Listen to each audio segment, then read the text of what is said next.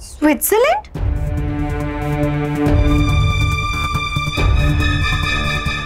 नमन ने तो केन्या की टिकट बुक करवाई थी, तो फिर ये स्विट्जरलैंड का मैसेज कैसे आया? नमन हम सबसे झूठ तो नहीं कह रहे? गॉड नमन, ये तुम क्या कर रहे हो? आपके जाने का समय आ गया, पर मेरे नैतिक वापस नहीं आए। मैंने सोचा था हम दोनों मिलकर आपका स्वागत करेंगे और मिलकर आपको विदा भी करेंगे। उनकी तरफ से मैं माफी मांगती हूँ। बस अब एक कृपा कर दीजिए, मेरे नैतिक को जल्द से जल्द वापस भेज दीजिए घर।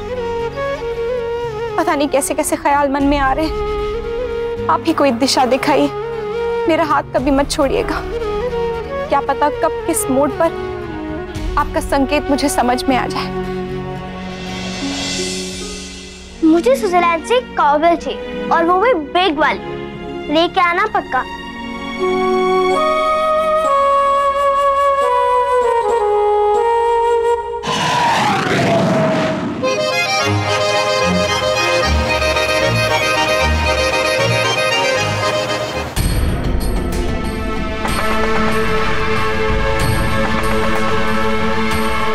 ये लोग ना किसी की नहीं सुनते, सिर्फ अपने मन की करते रहते हैं।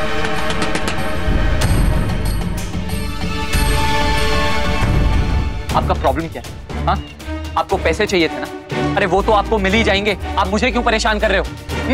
मैंने बोला था ना, जैसे ही पैसे मेरे हाथ में आएंगे मैं आपको भी दे दूंगा। तो फिर प्रॉब्लम कहाँ है?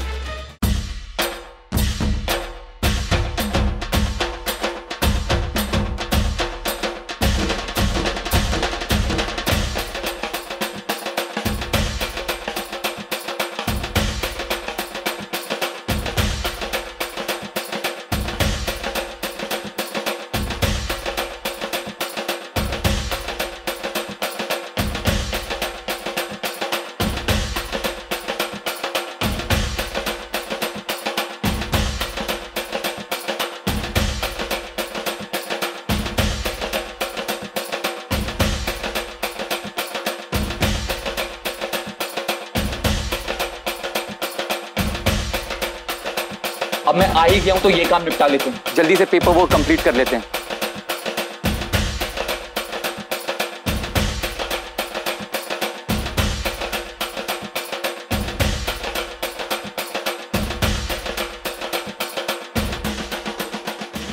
जैसे ही पैसे मेरे स्विस अकाउंट में ट्रांसफर हो जाएंगे, आपको आपके पैसे मिल जाएंगे और मैं आज ही कीनिया के लिए निकल जाऊंगा।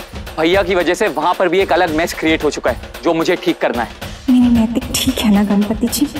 फिर क्यों मुझे इतनी बेचैनी हो रही है? प्लीज कोई तो इशारा दीजिए कि वो ठीक है। कुछ तो कीजिए ऐसा जिससे मेरे दिल को तसल्ली मिले।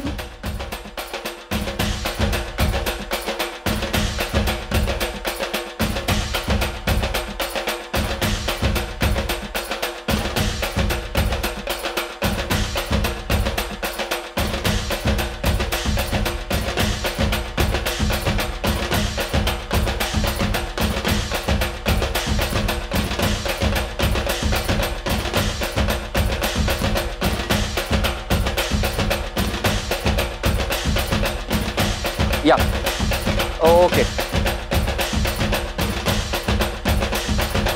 आप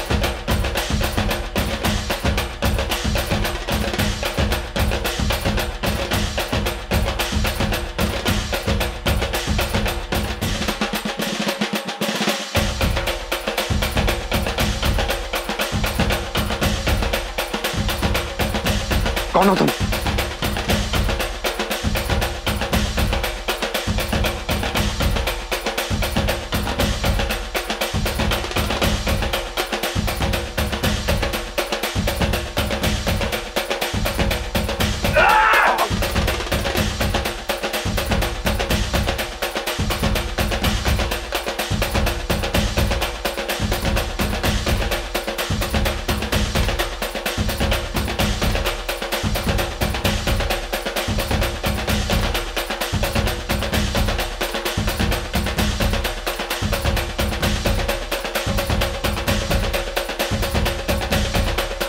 जिंदा हूं, इतना तो पता ही होगा तुम्हें। ये सब तुम्हारी मेहरबानी है। पहले तो मरवाना चाहा, उसके बाद पता नहीं तुम्हारा जमीर जाग गया या तुम्हें रिश्ता याद आ गया, तुमने लास्ट मिनट में फोन करके मेरी जान बचा ली। लेकिन नमन, एक बार इरादा तो था ना मुझे मरवाने का। पैसे के लिए किस हद तक गिर सकते हो तुम?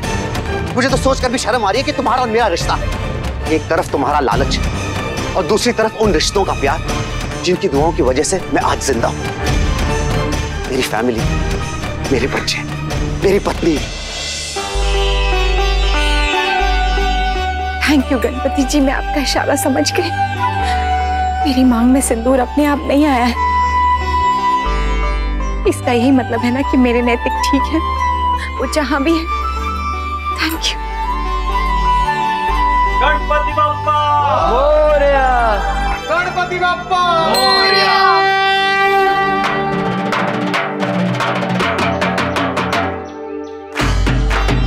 गणपति बप्पा मोरया, गणपति बप्पा मोरया।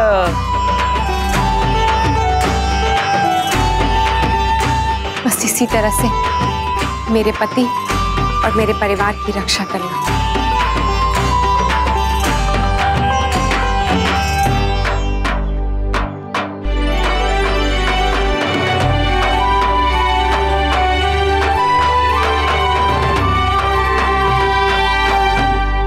मैं तुमसे कुछ पूछ रहा हूं नमन, जवाब दो। चुप क्यों हो?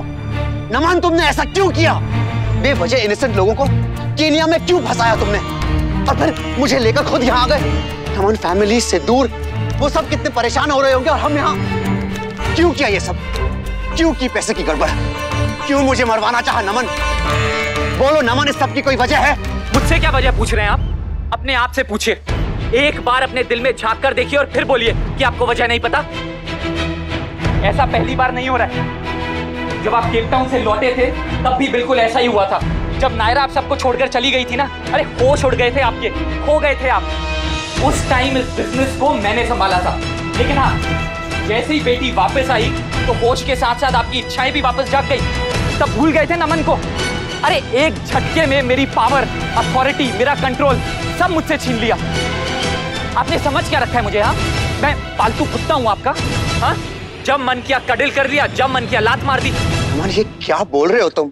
ऐसा किसने कहा है तुमसे? पता नहीं ये सब बातें तुम्हारे दिमाग में कैसे आ जाती हैं? आ जाती हैं भैया।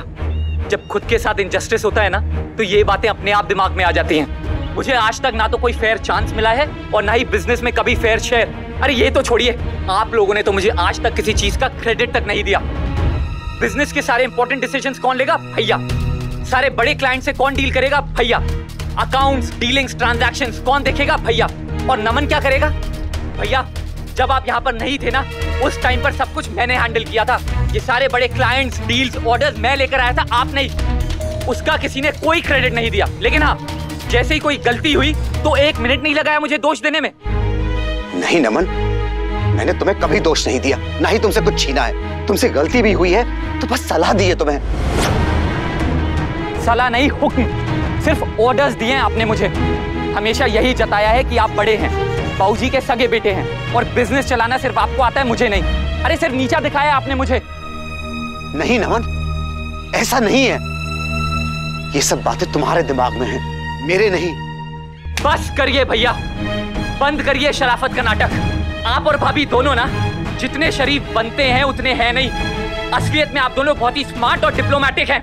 पता नहीं तुम हमारे बारे में ऐसा क्यों सोच रहे हो? हमने तुम्हें कभी पराया नहीं समझा है। अगर तुम्हारे मन में कोई बात थी तो हमें बताते नमन, हम बैठकर उसका सलूशन ढूंढते। मैं सब कुछ तुम्हें दे देता, लेकिन इस रिश्ते को बचा लेता, और तुम्हें मुझे मारने की प्लानिंग की कोशिश भी नहीं करनी पड़ती। नहीं चाहिए मुझे आपकी भीख या आपकी दया। अब जो भी लूंगा ना, हक से लूंगा, खैरात में नहीं। नमन, मैं अब भी तुमसे प्यार से बात कर रहा हूँ, क्योंकि तुम मेरे भाई हो। अरे बहुत हो गया आपका नाटक। अपना अपना करके बहुत पागल बना दिया आप लोगों ने मुझे। मेरी माँ का इनोसेंट होने का बहुत फायदा उठा लिया आप लोगों ने।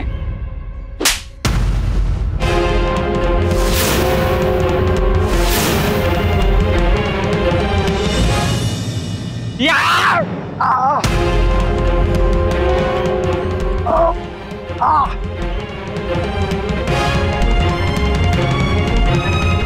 मैंने कहा था ना, नहीं चाहिए मुझे आपका और ज्ञान। बहुत ज्ञान बांट लिया आपने मेरे साथ। और बहुत बांट लिया मैंने अपना क्रेडिट और अपने पैसे आपके साथ, लेकिन बस अब कोई शेयरिंग नहीं। अब सब कुछ मेरा है, सिर्फ मेरा।